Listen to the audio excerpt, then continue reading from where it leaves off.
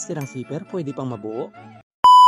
Kumusta mga diskarte? Ganito ba ang zipper nyo, sira na? Huwag mo munang palitan dahil may paraan pa yan. Dahil ito yung ginagawa ko dito sa amin pag sira na yung zipper ng bag, wallet at iba pa. At kadalasan kasi nasisira sa zipper natin ay yung slider zipper niya. At sa tagal na rin ng paggamit natin ng zipper ay di lang natin napapansin na unti-unti na palang naluwag o nabuka yung body ng slider zipper natin.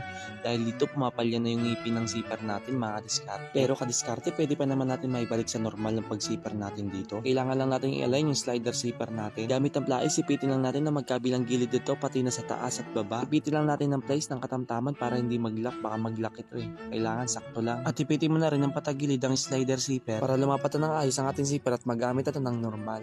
So yun mga diskarte, try na nga natin kung ayos na nga ang ating zipper. Ayan mga diskarte, ayos na po ang ating zipper. May zipper na po natin ito ng normal at hindi po pumapalya. Ayan, try po natin hanggang taas. Solid, okay na okay po ang ating zipper ngayon. At 100% legit ang idea ito para hindi ka na mapagastos pa. So yun, thank you for watching.